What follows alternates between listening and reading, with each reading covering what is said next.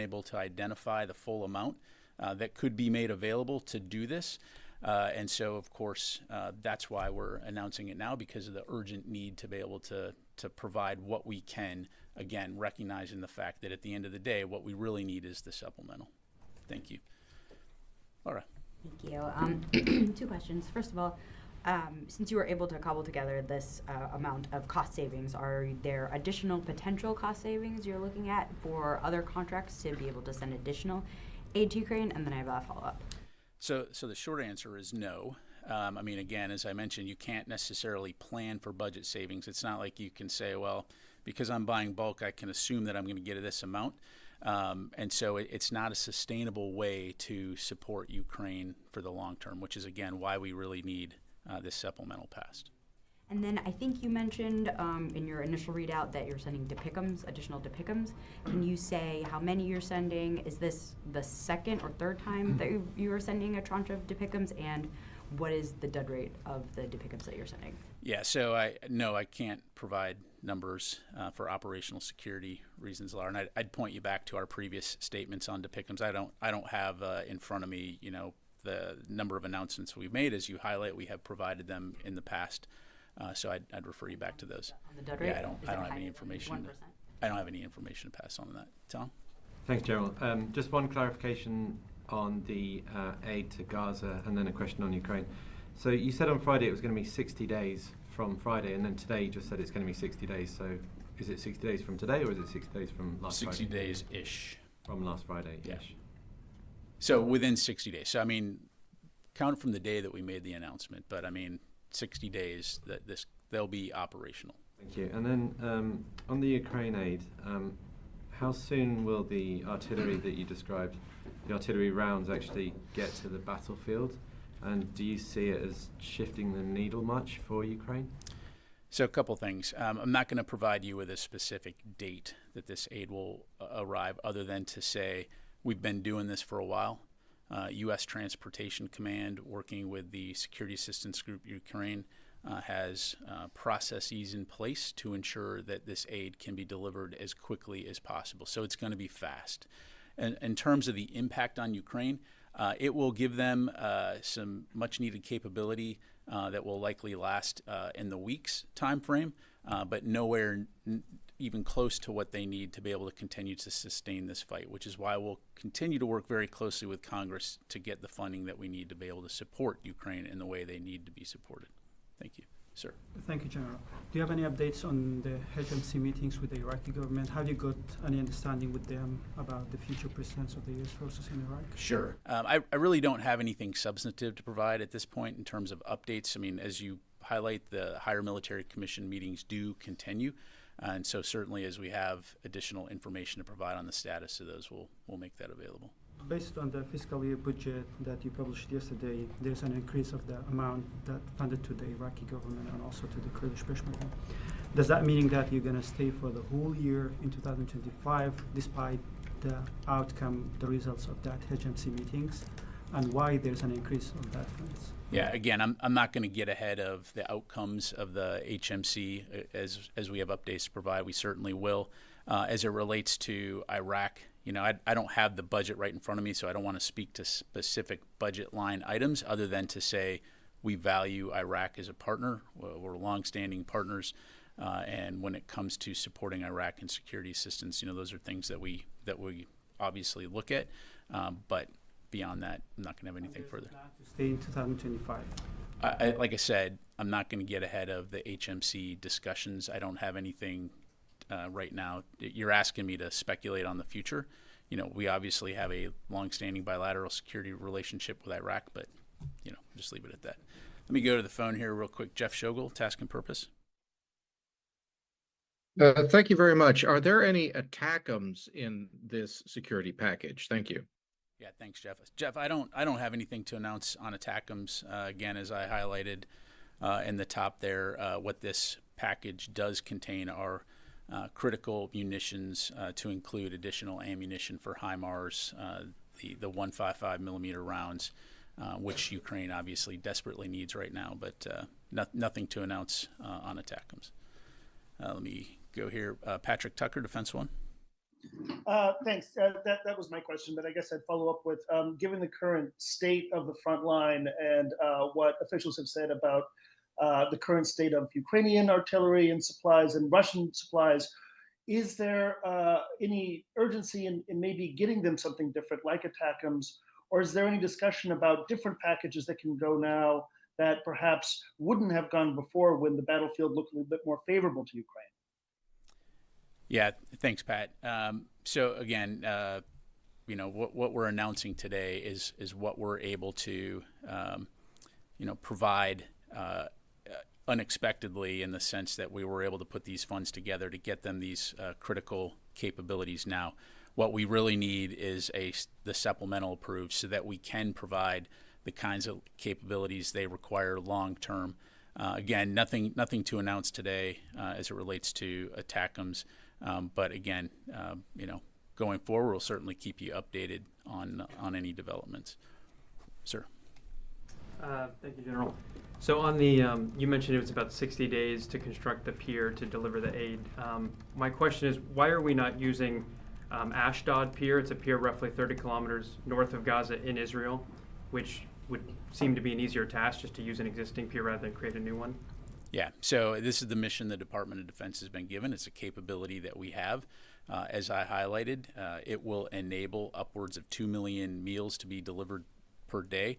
But to your point, this is just part of a bigger effort, an international effort to get aid into Gaza. And so I am aware that there are other efforts. But as for that specific facility, I don't have anything to provide on that. But again, in addition to our maritime efforts, the airdrops, and then USAID working with partners in the region to open and expand the land routes, we will continue to do our part as the Department of Defense.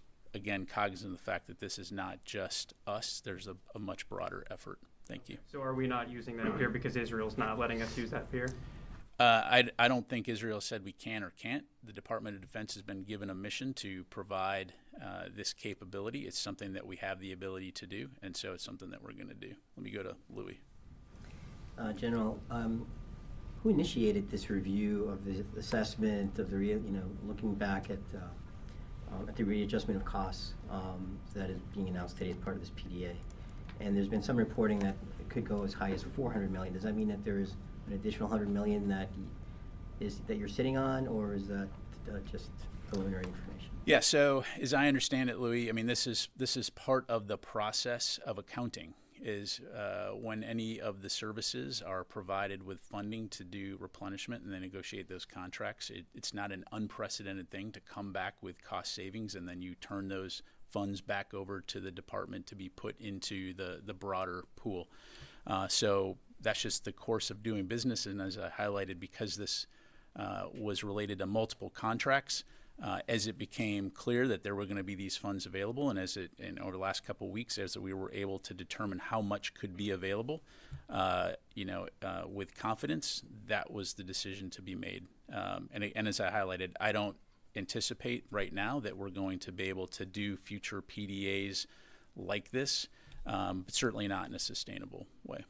So this was not initiated as a top-down initiative, let's say, from the Secretary saying, look for anything possible, any financing possible that could allow for the replenishment. As I understand it, as the services, and they look at those things, it becomes clear, hey, there's additional funding here, we'll put it back in the pot. How could we use that in a way that supports Ukraine in the near term? Let me go back to the phone here. Chris Gordon, Air and Space. Thanks, Pat. So now that you've found these funds, is there a renewed push to look around for more savings, to find more money, since it is possible? Is there any prospect of savings among the other services, not just the Army? Yeah, again, Chris, as I highlighted, this is not a sustainable way to support Ukraine. And so this, in a lot of ways, is, as I understand it, a one-time good deal right now. But, we're going to continue to work closely with Congress to try to get the funding that we need to the broader strategic point of they need to win this fight. And it matters because not only is it important for Ukraine, but it matters for international security, to include United States security, if Russia were able to win this fight. Okay, take a couple more. Yes, sir. Thank you, General. I'm sorry. A question regarding the 2024 National Defense Authorization Act. The final version of the 2024 Defense Bill says Iraqi security forces and Kurdish Peshmerga forces to be equipped with air defense systems to encounter attack by missiles, rockets, and unmanned systems. To your knowledge, is there any practical action in this regard? Well, we're still waiting for the 2024 budget to be passed. So at this point, that's step one. So again, we call on Congress to pass that budget, at which time we may have more to talk about. Thank you. Last question, Carla. Oh, great. I'll take cleanup. 3 questions then. So first, General Kurilla last week said that the most important thing to securing the Red Sea was interdiction efforts to prevent Iran from resupplying. Has there been an increase of U.S. interdiction efforts to try to stop this resupply? Thanks, Carla. Yeah, I mean, it is obviously an important mission. It's something, that we've been doing for a while in the Middle East region. U.S. Central Command forces have been working with partners and allies in the region for many years on the interdiction effort.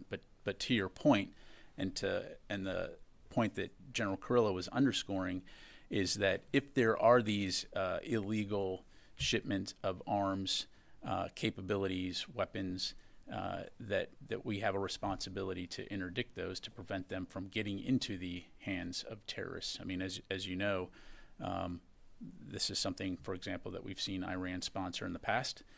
It's certainly something that that they do to try to provide capabilities to the Houthis, and so we will continue to work closely with partners in the region to help deter and prevent that from happening. Okay, and then 2 on Ukraine. First, there have been reports, Russian reports, that 2 Patriots were destroyed in eastern Ukraine. Can you confirm? And is the U.S. considering replacing those if they have been destroyed due to the importance of air defense? Yeah, when it comes to Ukrainian capabilities and talking about the status of their equipment, that's something I'd refer you to the Ukrainians to talk about. Okay, and then lastly, when we're talking about this latest aid package, there has been this podium, you have said that, Sabrina has said that there's a risk in giving part of the $4 billion left in the PDA because there is an ability to replenish those funds. But what is the risk in giving Ukraine things that the Army no longer uses that do not need to be replenished, like 155 millimeter cluster munitions or M113s? I'm not sure I'm following what you mean. Is there a risk in giving them things from the Pentagon stockpile that the Army doesn't use, like 155 cluster munitions? Yeah, so as I understand it, the capabilities that we're providing to them are obviously combat capable, effective capabilities, things that they can employ on the battlefield, right? So I'm not sure I'm tracking what you're asking, but the bottom line is they're in a fight, they have requirements. As best we can, we're going to work with them and our international allies and partners to get them what they need as quickly as they can, to include from our own stockpiles, or in some cases, if there are capabilities that we don't necessarily draw from our stockpiles, we're going to contract them out, for example, to the USAI program. So just leave it there. Can I follow because you said you didn't quite understand? If it is confirmed by the Army that they're not using M113 vehicles, or they're not using cluster munitions, they're not allowed to use them, is the Pentagon willing to consider those as part of a shipment to Ukraine, which is still authorized under the $4 billion left in PDA? Oh, I see what you're saying. So, for example, things that are going to be mothballed and things like that. So, the bottom line is, Carla, it kind of goes back to what I was saying in terms of they're going to have certain needs, and we're going to have to be able to deliver capabilities that are going to be effective, or they're going to be able to use them on the battlefield. If something is going out of the inventory, and in some ways, I mean, it's just sort of dependent on what we're talking about here. There could be costs associated with it. There could be, retrofitting requirements. I'm getting into hypotheticals here. But the bottom line is we're going to look at ways that we can support their needs. You know, there's nobody sitting around saying, well, we got all this ammunition sitting around that we don't need anymore, but let's not give it to Ukraine. So, you know, again, without getting into specific systems or, you know, making things up, I mean, the bottom line is we're going to look for ways to support them as best we can. Okay. Thanks very much, everybody. Appreciate it.